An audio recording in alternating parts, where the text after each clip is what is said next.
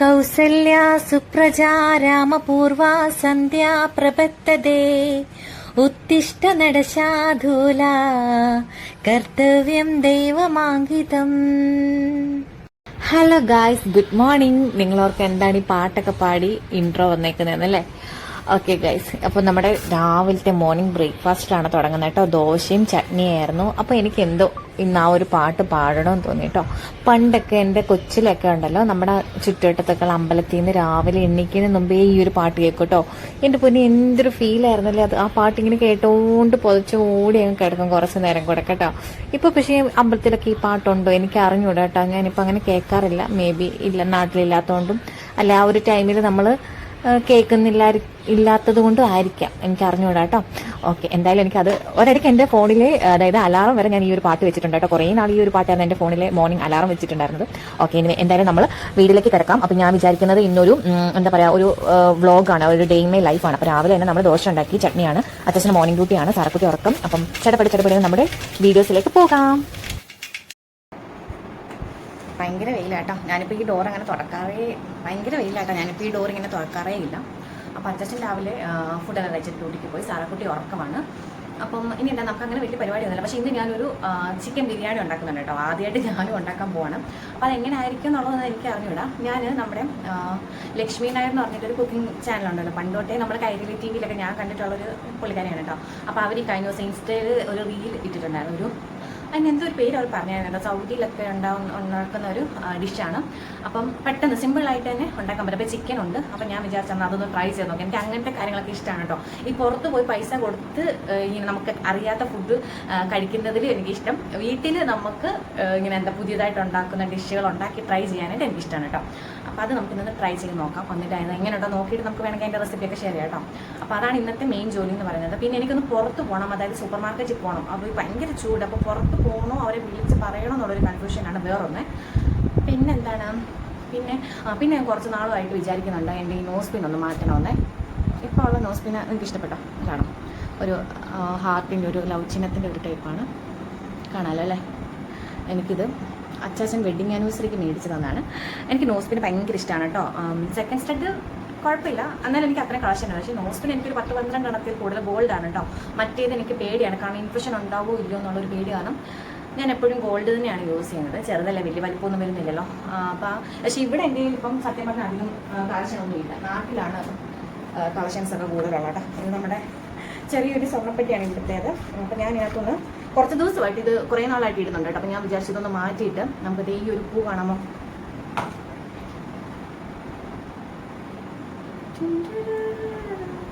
ഇതിട്ട് കൊടുക്കാം.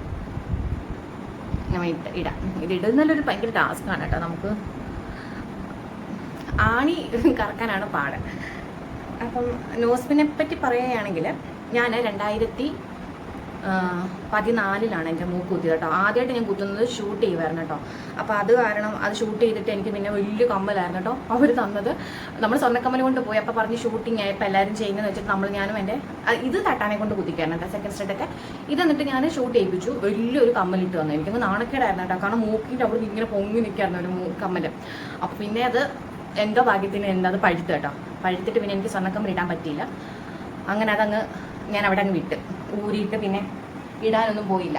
പിന്നെ അതൊന്ന് ഉണങ്ങി കഴിഞ്ഞപ്പോൾ ഞാൻ നമ്മൾ വാങ്ങിച്ച സ്വർണ്ണക്കമ്മൽ വെച്ചിട്ട് ഞാൻ തട്ടാനെ കൊണ്ട് പോയി തട്ടാനെ കൊണ്ട് പോയി കുത്തിച്ചിടിപ്പിക്കായിരുന്നു കേട്ടോ. അപ്പോൾ അത് കാരണം ഞാൻ സാറക്കുട്ടിക്കാണെങ്കിലും ഷൂട്ടല്ല ചെയ്ത് എനിക്ക് പേടിയായിരുന്നു ഇൻഫെക്ഷൻ ആവുമോ. പിന്നെ അത് തന്നെ നമ്മൾ എത്ര എന്ന് പറഞ്ഞാലും നമ്മൾ ഗൺ ഷൂട്ട് ചെയ്തിട്ട് സ്വർണ്ണക്കമ്മൽ ഇടുമ്പോഴത്തേക്കിന് ഹോളിന് വ്യത്യാസം വരുമല്ലോ. അപ്പോൾ അത് കാരണം എന്തായാലും കുത്തി കയറ്റിയിട്ട് വരും. പിന്നെ അപ്പോൾ അതിൽ നല്ലത് ഇച്ചിരി വേദന എടുത്താൽ ആദ്യം തന്നെ അങ്ങ് മറ്റേ നമ്മൾ തട്ടാനെ കൊണ്ട് കുത്തിച്ചിടിക്കുകയാണെങ്കിൽ അതിലെ കംഫർട്ട് നോർത്തിട്ട് സാറക്കുട്ടിക്ക് ഞാൻ പിന്നെ തട്ടാനെ കൊണ്ടാണ് കേട്ടോ കമ്മൽ കുത്തിച്ചത്.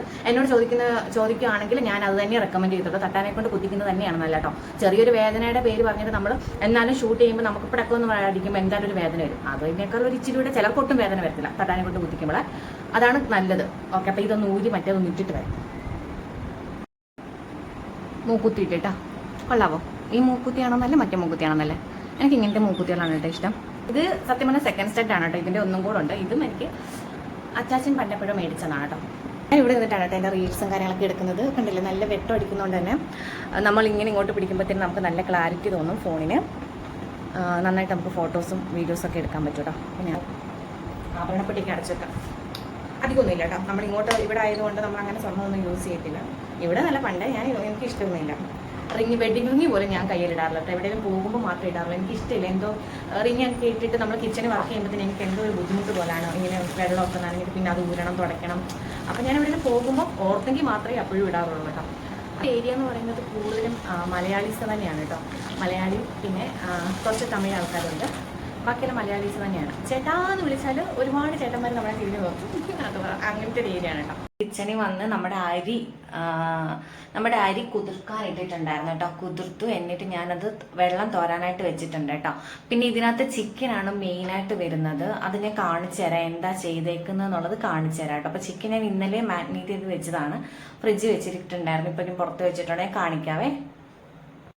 അപ്പോൾ ഇതാണ് കേട്ടോ നമ്മുടെ ചിക്കൻ. ഈ ചിക്കൻ എന്ന് പറഞ്ഞാൽ ഞാൻ ഇന്നലെ ഇത് മാഗ്നേറ്റ് ചെയ്ത് വെച്ചാണ് കേട്ടോ. അപ്പം ഇതിനകത്ത് നമ്മുടെ സാധാ മസാല, അതായത് ഇഞ്ചി വെളുത്തുള്ളി പേസ്റ്റ്, നമ്മുടെ കുരുമുളക്, പിന്നെ നമ്മുടെ ഉപ്പ്, ഗരം മസാല, മഞ്ഞപ്പൊടി, മുളക് പൊടിയാണ് കേട്ടോ. അപ്പോൾ ഇതിന്റെ മെയിനായിട്ട് ഒരു സാധനം എന്ന് പറഞ്ഞാൽ ഇവിടെ കാണാമോ എന്നറിഞ്ഞൂടാ, ചെറിയ ചെറിയ കറുത്ത പൊടികൾ കിടക്കുന്നുണ്ട് അല്ലേ, ഈ സൈഡിലൊക്കെ നോക്ക്.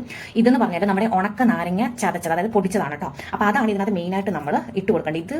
ഇതാണ് അതിന്റെ ടേസ്റ്റ് വരുന്നതെന്നാണ് പുള്ളിക്കാരി പറയുന്നത്.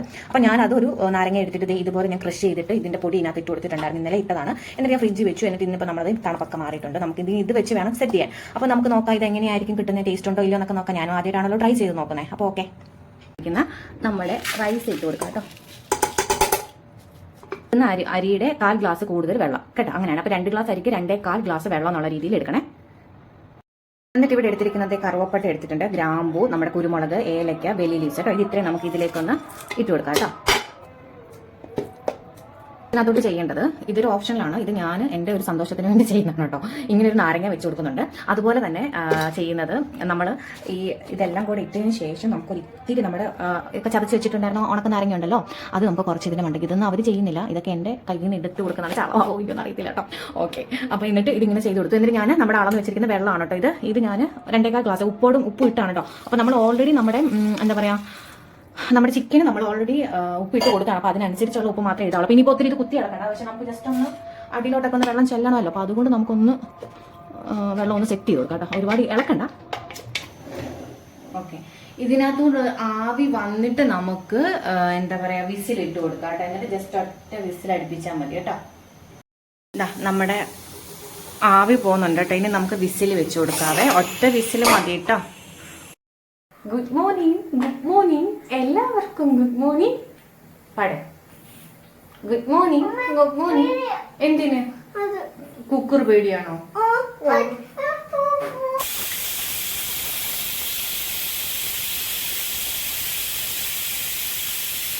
അപ്പോൾ ഇത് നമ്മുടെ കുക്കറിലെ ആവിയെല്ലാം ഫുള്ളായിട്ട് പോയിട്ടുണ്ട്. ഇനിയിപ്പോൾ ഞാൻ പൊട്ടിച്ച് നോക്കാം കേട്ടോ ഇത് എങ്ങനെയാണ് ഇരിക്കുന്നതെന്നുള്ളത്.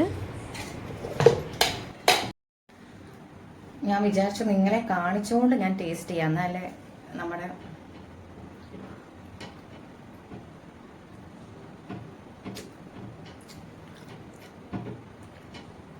കുഴപ്പമില്ല കേട്ടോ. ഭയങ്കര ടേസ്റ്റ് ഒന്നും പറയാനില്ല. പക്ഷെ നമുക്ക് ആ മണമൊക്കെ കിട്ടുന്നുണ്ട്. മറ്റേ നാരങ്ങ പൊടിച്ചതിൻ്റെയും മറ്റേ നമ്മുടെ ബെല്ലി ലീഫിൻ്റെ ഒക്കെ മണം കിട്ടുന്നുണ്ട്. പിന്നെ ചിക്കൻ കഴിച്ചില്ല, ഭയങ്കര ചൂടാണ്. ഇപ്പോൾ നമുക്ക് പൊട്ടിച്ചേരുള്ളൂ. ചെറിയൊരു പീസ് എടുത്തിട്ടുണ്ട്. ആ നാരങ്ങയുടെ പൊടി ഇച്ചിരി മുന്നേ നിൽക്കുന്നുണ്ട് കേട്ടോ. ഒരു ചെറിയൊരു സാലഡ് കൂടെ നമുക്ക് ഉണ്ടാക്കാം കേട്ടോ. പക്ഷെ കുഴപ്പമില്ല കേട്ടോ. നമുക്ക് ആ ഉണങ്ങിയ നാരങ്ങയുടെ പൊടി ഇട്ടിട്ടുണ്ടായിരുന്നല്ലോ, അപ്പം അതിൻ്റെ ഒരു ടേസ്റ്റ് കഴിക്കുന്നതിനനുസരിച്ചൊരു മുന്നേ വരുന്നുണ്ട് കേട്ടോ. ഓക്കെ, കൊള്ളാം. എന്നും ബിരിയാണിയൊക്കെ കഴിക്കുന്നതിലും വെറൈറ്റി ആയിട്ട് നമുക്ക് കഴിക്കാൻ പറ്റും. അപ്പോൾ ഇത് കുറച്ചും കൂടെ ഒന്ന് സെറ്റ് ചെയ്യാം. എന്താ ചെയ്യണ്ടേ, ഞാൻ വേറൊരു പാത്രത്തിലോട്ട് മാറ്റാം. എന്നിട്ട് ഇച്ചിരി സാലഡൊക്കെ വെച്ച് കഴിയുമ്പോഴത്തേക്കിന് കറക്റ്റാവും. ബാങ്ക് വിളിക്കുന്നുണ്ട് കേട്ടോ, 12:30 ആയി. ഓക്കെ ഗായ്സ്, ഞാൻ ആ ചിക്കൻ എടുത്തൊന്ന് ഫ്രൈ ചെയ്യുക കേട്ടോ. കുഴപ്പമില്ല, എന്നാലും എനിക്ക് ആ ചിക്കൻ പച്ചയ്ക്ക് കിടക്കുന്ന പോലെ, അതായത് അതിൻ്റെ ഒരു മസാലയൊക്കെ അങ്ങനെ ഇരിക്കുന്ന പോലെ തോന്നി. അപ്പോൾ ഞാൻ റൈസ് ചെയ്യുന്ന ആ ചിക്കനൊക്കെ എടുത്തിട്ടൊന്ന് ഫ്രൈ ചെയ്തിട്ട് അതിനകത്തോട്ട് ഇടാമെന്ന് വിചാരിച്ചിട്ടോ. റൈസൊന്നും കുഴപ്പമൊന്നുമില്ല കേട്ടോ, അങ്ങനെ ഇടാമെന്ന് വിചാരിച്ചു. അല്ലെങ്കിൽ നിങ്ങൾ കണ്ടു കാണുമല്ലോ, മസാലയൊക്കെ പച്ചയ്ക്ക് അങ്ങനെ നിൽക്കുന്ന പോലെ എനിക്ക് തോന്നി കേട്ടോ. അതുകൊണ്ടാണേ.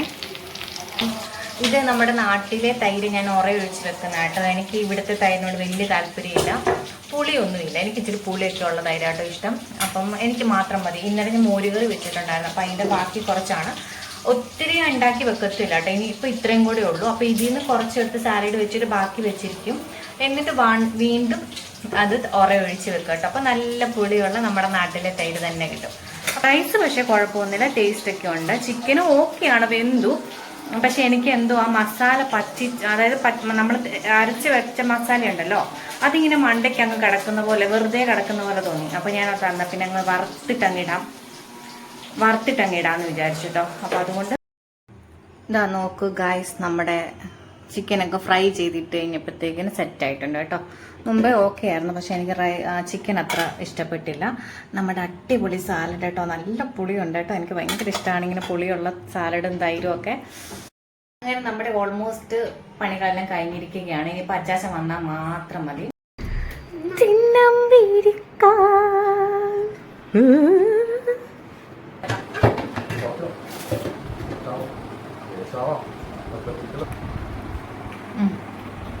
കഴിക്കും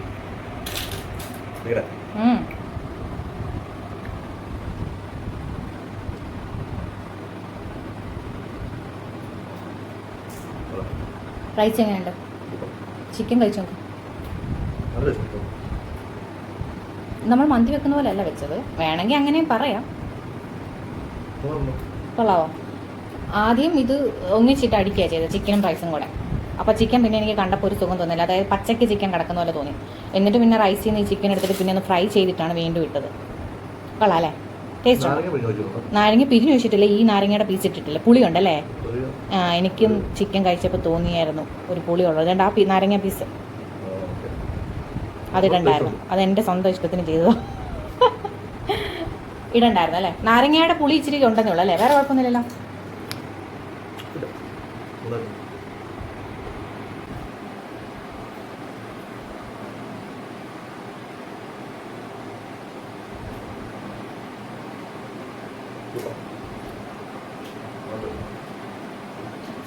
അപ്പോൾ ബിരിയാണി കഴിച്ചിട്ട് ഒന്ന് ഉറങ്ങി എണ്ണീറ്റ് വന്നപ്പോഴത്തേക്കിന് ഏത്തയ്ക്കാപ്പം ഉണ്ടാക്കാനുള്ള തയ്യാറെടുപ്പാണ് കേട്ടോ. 2 ഏത്തയ്ക്ക മാത്രം ഉണ്ടായിരുന്നുള്ളൂ. അത്യാവശ്യം നല്ല രീതിയിൽ തന്നെ പഴുത്തിട്ടുണ്ടായിരുന്നു. അപ്പോൾ ഇത്രയും പഴുത്ത പഴം പിന്നീട് എനിക്ക് കഴിക്കുന്നതിന് ഇഷ്ടമില്ല.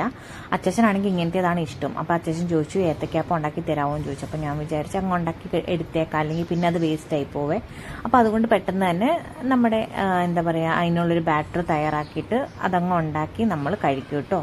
അച്ഛൻ കഴിക്കത്തില്ല കേട്ടോ. അച്ഛന് ഷോപ്പിൽ കൊണ്ടുപോയിട്ട് കഴിക്കാമെന്ന് പറഞ്ഞ്. അപ്പോൾ അത് കാരണം അച്ഛന് ഇവിടുന്ന് കഴിക്കുന്നില്ല. പിന്നെ നമ്മൾ ഇന്നൊരു വെറൈറ്റി പിടിച്ചിട്ട് കട്ടനാണ് കേട്ടോ അതിനകത്തിയത്. അപ്പോൾ കട്ടനും ഏത്തയ്ക്കാപ്പം കൂടെ കഴിച്ചപ്പോഴത്തേന് വേറൊരു ടേസ്റ്റ് ആയിരുന്നു കേട്ടോ. ഭയങ്കര ഒരു ടേസ്റ്റ് കിട്ടി. ഞാൻ ഉണ്ടാക്കിയതുകൊണ്ട് പറയില്ല കേട്ടോ, നല്ല ടേസ്റ്റ് ഉണ്ടായിരുന്നു പഴംപൊരിക്ക്. അപ്പം ഞാൻ ജസ്റ്റ് അച്ചാച്ചനൊന്ന് ടേസ്റ്റ് ചെയ്ത് നോക്കൂ എന്ന് പറഞ്ഞിട്ട് കൊടുത്താണ്. അപ്പം ഞാൻ വലിച്ചെടുത്ത് അതിനാണ് അങ്ങനെ മോന്ത വെച്ചത് കേട്ടോ. ഓക്കെ, എന്നിട്ട് ഞാനും കൂടി ഇരുന്ന് കഴിക്കുകയാണേ. നല്ല ചൂടോടെ കട്ടൻ കാപ്പി ഒന്നും നമ്മളങ്ങനെ കുടിക്കാറില്ല, വല്ലപ്പോഴും ഇങ്ങനെ കൊതിക്ക് വേണ്ടി കുടിക്കാറുള്ളൂ. അതിനകത്ത് എടുത്തിരിക്കുന്നത് കണ്ടില്ല, അത്രയും മാത്രമേ എടുത്തിട്ടുള്ളൂ കേട്ടോ. അപ്പം നല്ല ടേസ്റ്റ് ഉണ്ടായിരുന്നു കേട്ടോ. ചൂട് കട്ടൻ കാപ്പി ആ മൊരിഞ്ഞ ഏത്തക്കാപ്പും കൂടെ കഴിച്ചപ്പോൾ നല്ല ടേസ്റ്റ് ആയിരുന്നു. അച്ചാച്ചന് പിന്നെ കൊടുക്കാൻ വേണ്ടിയിട്ട് ഒരു ബോക്സിൽ ആക്കിയിട്ട് 3-4 എണ്ണം വെച്ച് കൊടുത്തു കേട്ടോ. ഇങ്ങനെ ആക്കി കൊടുത്തു. അങ്ങനെ ഞാനും സാറക്കുട്ടിയും കൂടെ കടയിൽ പോകാനായിട്ട് ഇറങ്ങി കേട്ടോ. ഭയങ്കര വെയിലാണ് ഗൈസ്. പുറകിൽ കുറേ കുട്ടികളൊക്കെ കളിക്കുന്നുണ്ട്. ഓഹ് ടു മച്ച്. അപ്പോൾ ഇതൊക്കെയാണ് കേട്ടോ നമ്മൾ വാങ്ങിച്ചത്. പോയ സ്ഥിതിക്ക് ജസ്റ്റ് ഒന്ന് കാണിച്ചു എന്നേ ഉള്ളൂ. ചീര വാങ്ങിച്ചിട്ടുണ്ടായിരുന്നു കേട്ടോ. ചീരയൊന്നും എനിക്ക് ഇഷ്ടമൊന്നുമില്ല, പിന്നെ ഗതികേട് കൊണ്ട് കഴിക്കുന്നു എന്ന് പറയുന്ന ഒരവസ്ഥയാണ് കേട്ടോ. എന്തെങ്കിലും ഒരു പച്ചക്കറി ചെല്ലണ്ടേ, അതിനു വേണ്ടി വാങ്ങിച്ചതാണ് കേട്ടോ. പിന്നെ കുറച്ച് തേങ്ങയും പിന്നെ എന്താണ് സവോളയും ആപ്പിളും കുറച്ച് സാറക്കുട്ടിക്ക് ഇഷ്ടമുള്ള ചിപ്സും കാര്യങ്ങളൊക്കെ വാങ്ങിച്ചു. പിന്നെ മീൻ ഇതാട്ടോ വാങ്ങിച്ച്, മുള്ളൻ എന്നാണ് ഇതിനകത്ത് എഴുതിയിരിക്കുന്നത്. നമ്മൾ ബ്ലേഡ് മീൻ എന്നൊക്കെ പറയും, ആവോലി എന്നാണല്ലേ പറയുന്നത്. അപ്പം ഏകദേശം 1 കിലോയ്ക്ക് 17 ദിർഹംസ് ആയിരുന്നു കേട്ടോ. നമ്മളൊരു 1/2 കിലോ 3/4 കിലോ വാങ്ങിച്ചിട്ടുണ്ട്.